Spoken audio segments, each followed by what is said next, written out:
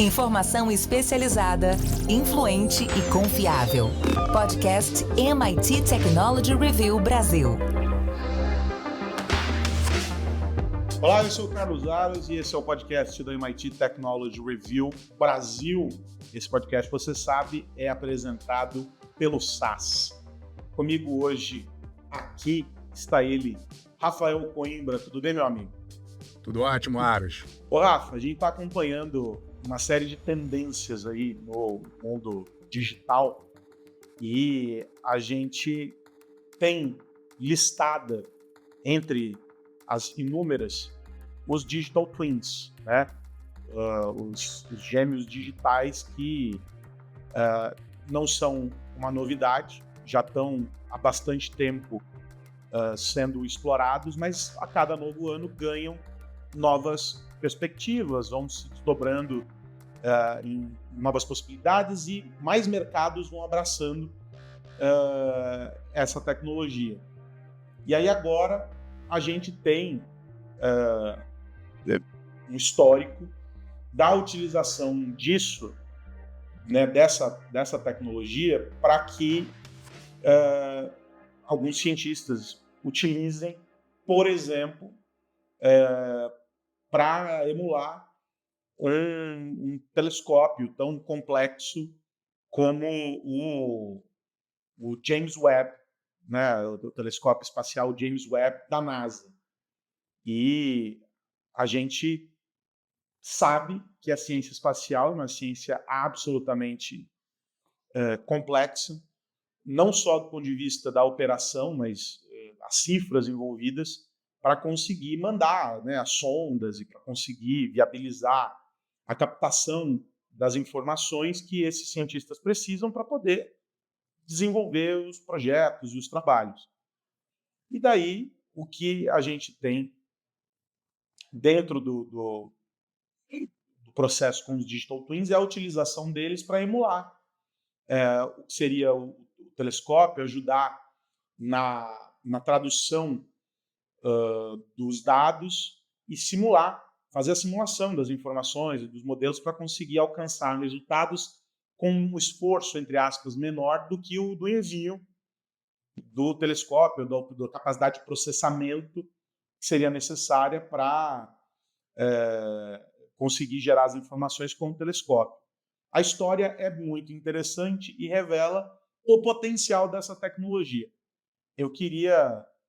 E aí o detalhe, né? Uma réplica em escala real, vamos dizer assim, de uma ferramenta complexa, a enésima potência, como o James Webb. Eu queria te ouvir sobre isso, Rafa. A gente já mandou os Digital Twin para o espaço. Qual é a próxima fronteira?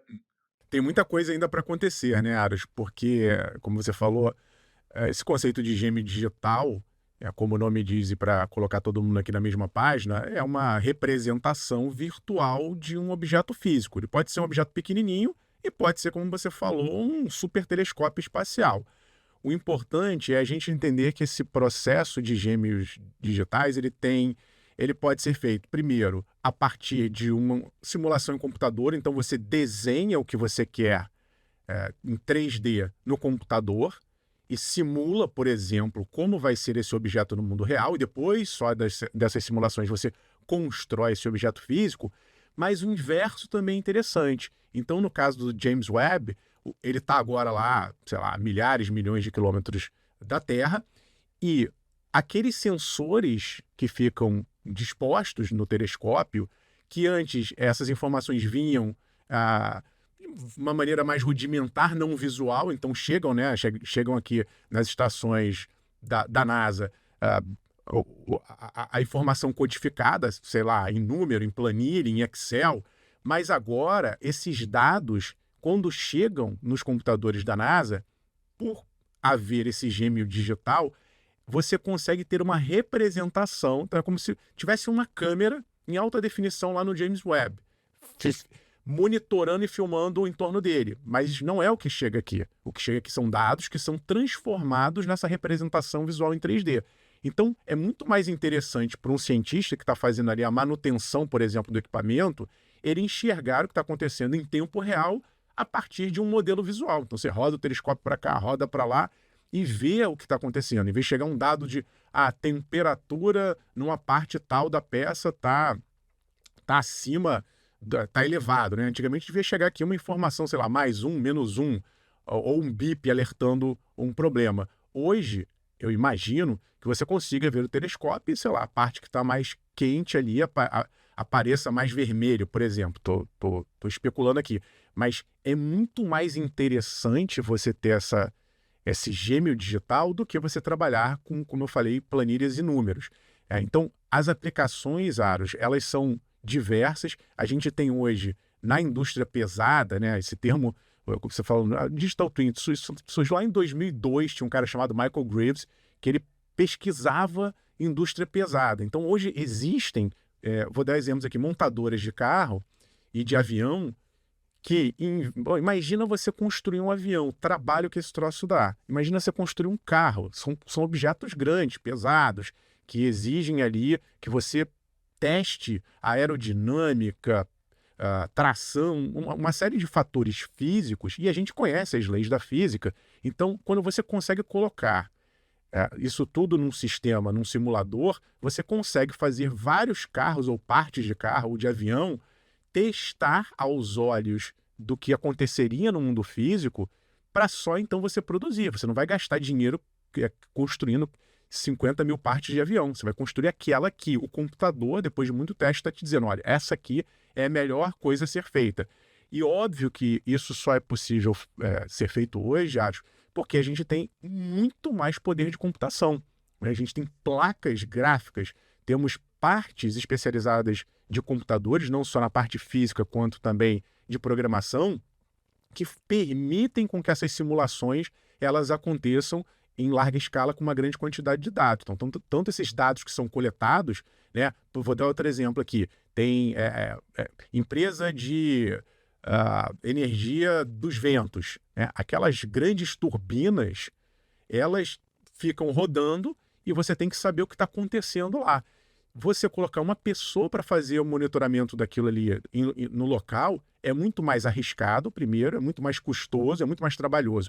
Se você enche aquelas pás que estão rodando ali com o vento de sensores, é possível que você tenha lá num centro, uma sala de controle, no ar-condicionado seguro, no computador, a representação visual daquela turbina. E aí você vai entender, opa, está na hora de trocar um parafuso, está na hora de fazer uma manutenção aqui, colocar o óleo onde é preciso. Porque os sensores vão te dar uma representação em tempo real do que está acontecendo.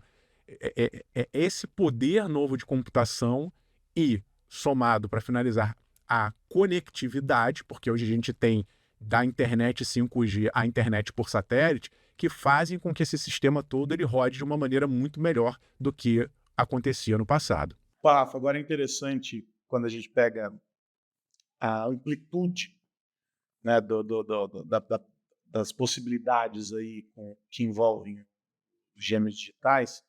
Por exemplo, na área da saúde, né, pensar em biotecnologia e tal, hoje o Digital Twin é usado para fazer predição e estabelecer condutas para tratamentos em pacientes pelo risco de dano que se pode causar à saúde de alguém a partir de erros com base na aplicação de medicamentos, aquela questão toda. Quando a gente pensa na segurança cibernética, amplamente utilizado para também criar ambientes confinados para exercitar modelos com uma larga margem de possibilidade e que não vão interferir no processo e gerar vulnerabilidade para o serviço que está em andamento. A gente vê agora esse caso envolvendo pesquisa espacial e tal. Ou seja, são inúmeros os setores e inúmeras as possibilidades. E por mais que a gente tenha aí mais de 2 décadas de aprimoramento dessa tecnologia, ainda está restrito ao uso em alta complexidade.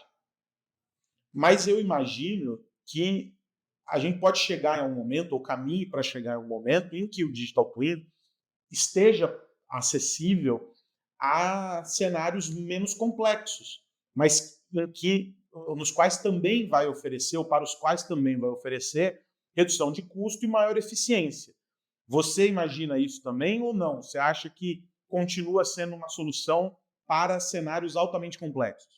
A gente vai ter as duas coisas, Aros. Eu acho que em termos de cenários complexos, existe um campo muito grande, por exemplo, para simulação de mudanças climáticas, por exemplo.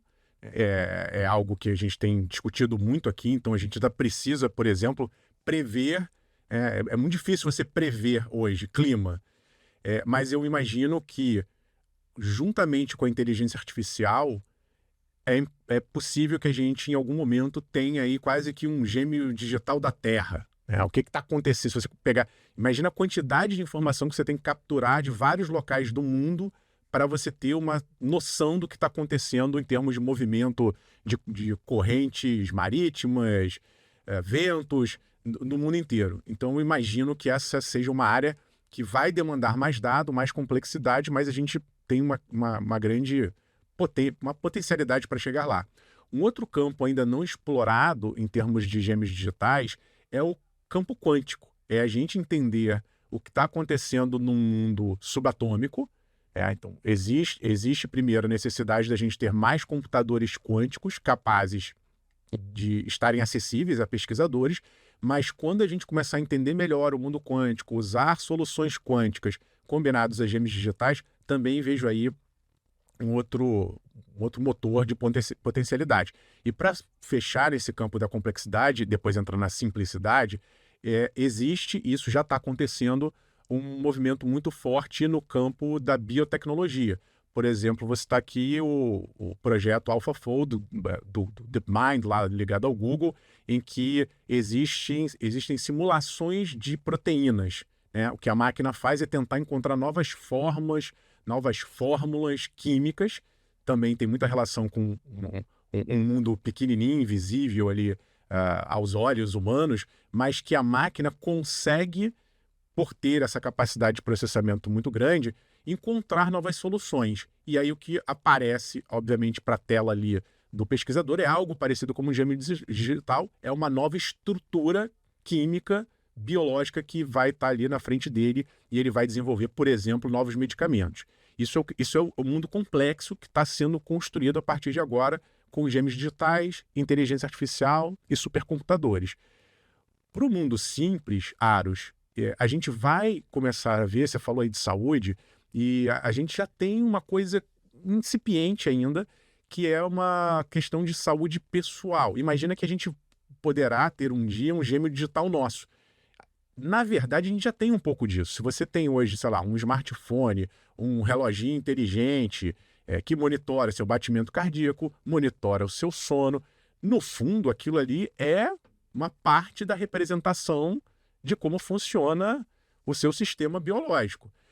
Outro exemplo agora, a Samsung acabou de lançar um reloginho inteligente, que tem ali uma série de sensores. É mais ou menos o que acontece com um relógio, mas em forma de anel.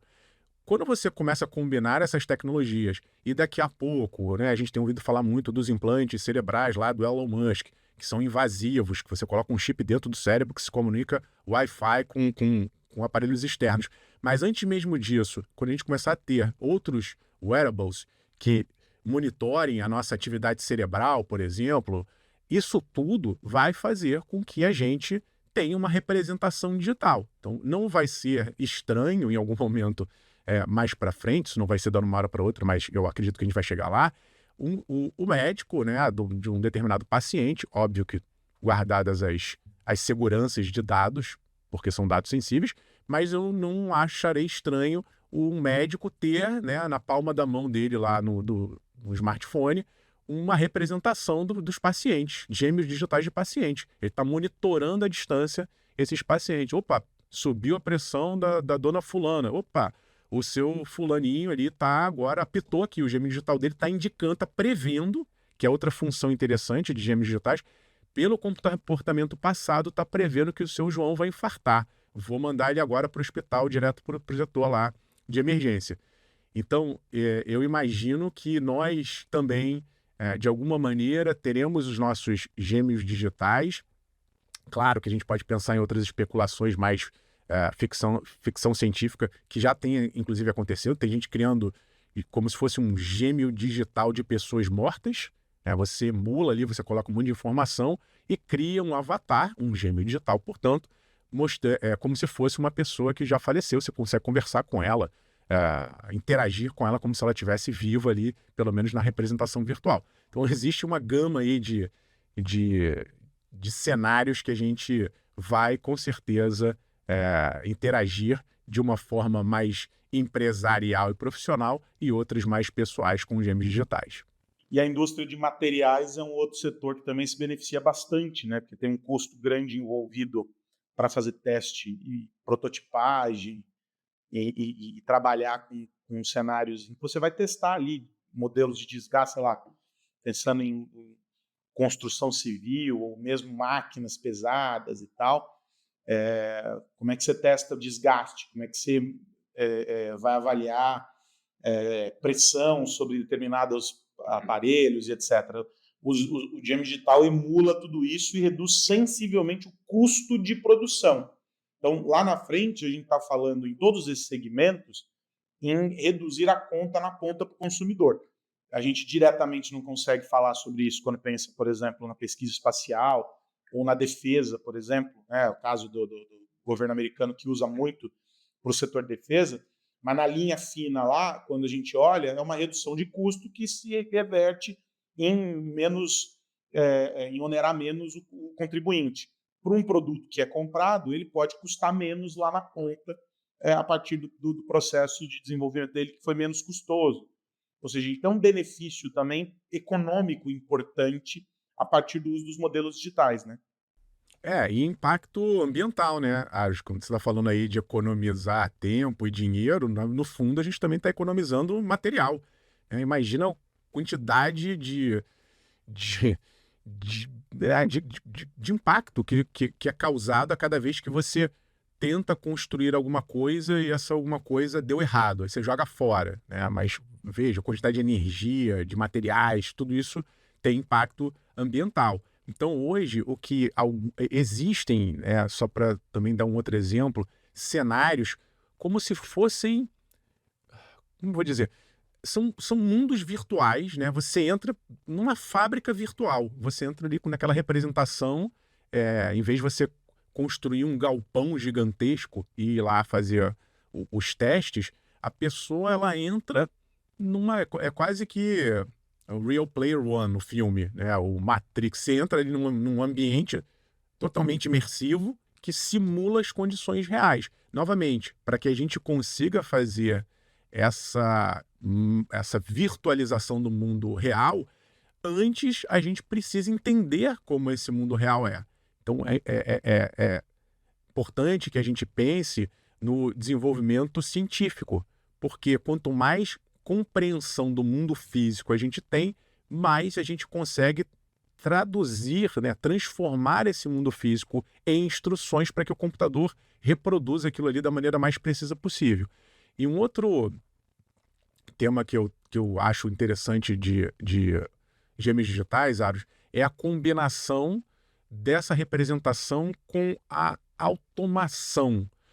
E mais do que uma automação hoje que é coordenada por pessoas, que eu dei alguns exemplos aqui, mas a máquina, em algum momento, começar a ter poder de decisão. Exemplo, imagina hoje existem profissionais de petróleo, por exemplo, que trabalham já com gêmeos digitais, né?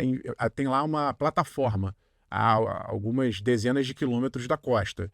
A pessoa, hoje tem engenheiro lá de plataforma que está monitorando, fazendo a manutenção daquela plataforma de petróleo, mas, eventualmente, em alguns casos, já dá para você fazer essa operação toda remota daqui. Tem um gêmeo digital, a plataforma toda sensorizada, cheia de câmera, e a pessoa aqui comandando o que está acontecendo offshore.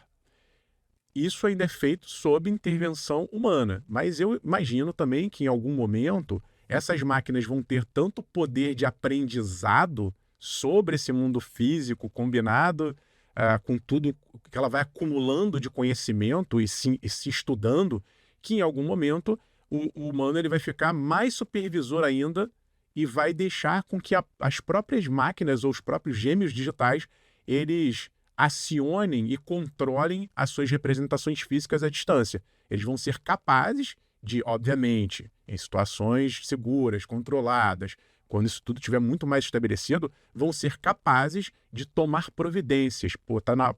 Preciso fechar a porta A, preciso desligar o interruptor B, preciso enviar uma peça de manutenção, porque daqui a uma semana aquele pedaço ali vai parar.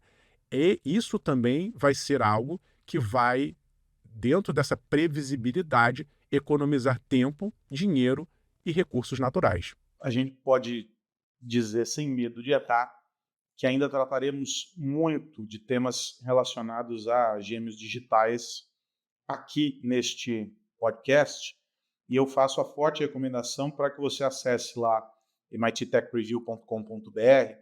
A gente tem uma porção de artigos em quase todos os nossos tópicos que se correlacionam com gêmeos digitais, porque é isso, né? Existe uma abrangência muito grande no que essa tecnologia pode oferecer como resultado, e o Rafa trouxe isso aqui, a gente discutiu isso aqui, e lá tem alguns casos e aplicações e, enfim, algumas análises que passam pelo papel preponderante dos gêmeos digitais para o mundo digital hoje em dia. Mas, Rafa, para a gente virar a página aqui, o que você está olhando aí e que devemos ficar atentos para os próximos dias? O que mais você precisa saber? Estou olhando, Aros, os números de algumas redes que saíram, e aí tem uma briga mais direta entre o X, o antigo Twitter, e a Threads da Meta, porque o Twitter veio com alguns números mostrando a base de usuários ativos mensais. São hoje 570 milhões de pessoas que entram no X mensalmente. Isso foi um crescimento no segundo trimestre desse ano de 6% se comparado ao ano passado, né, esse mesmo período. E dos usuários que entram todos os dias, os chamados usuários diários ativos, são hoje 251 milhões de pessoas que acessam o Twitter diariamente. Aí você pode estar pensando, teve um crescimento aí, no caso dos diários, de 1,6% em relação ao mesmo período do ano passado, e dos mensais de 6%. A plataforma vai bem, obrigado. Não. Se a gente pegar e comparar o período antes do Elon Musk ter comprado o Twitter, que foi em outubro de 2022, o crescimento era muito maior. Para dar o exemplo, o último número que tem desse período, que é o segundo TRI, no segundo TRI de 2022, o crescimento do Twitter foi de 33,8%. Então, hoje está muito, muito, muito, muito, muito abaixo do que a expectativa. O Elon Musk, a gente acompanhou esses últimos anos, veio fazendo uma série de mudanças, brigou aí com alguns anunciantes, e o fato é que hoje a empresa vale entre 60% a 70% a menos do que quando ele comprou.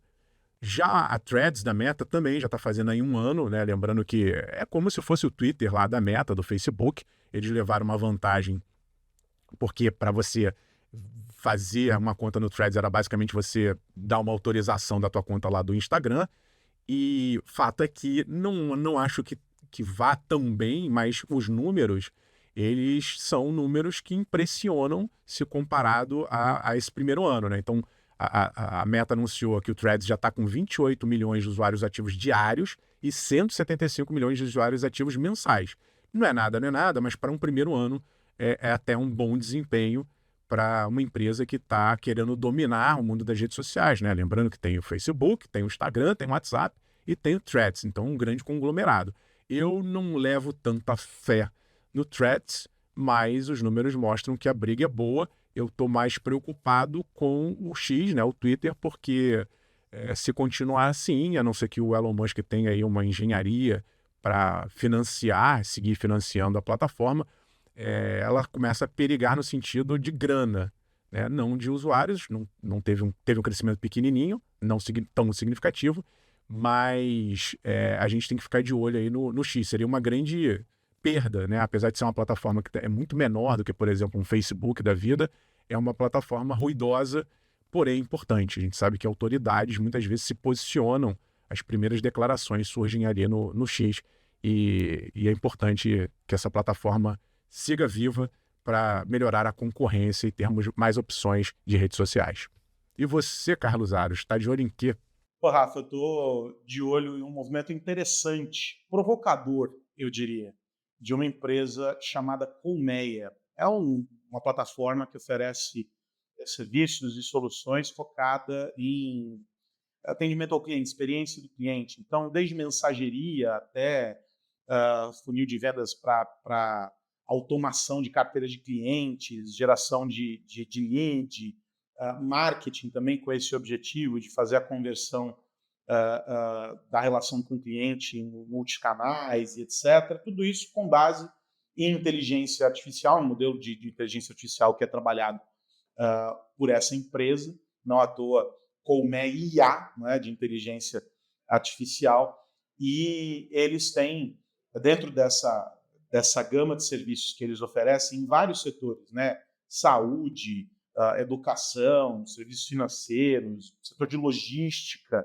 né, para atendimento via WhatsApp, o varejo também, com multicanais, enfim, tudo isso com base em inteligência artificial. Esses caras dizem o seguinte, que eles conseguem entregar 10 vezes mais rápido do que qualquer outro player do mercado as soluções. Então, não só a entrega da solução, mas a implementação do projeto digital.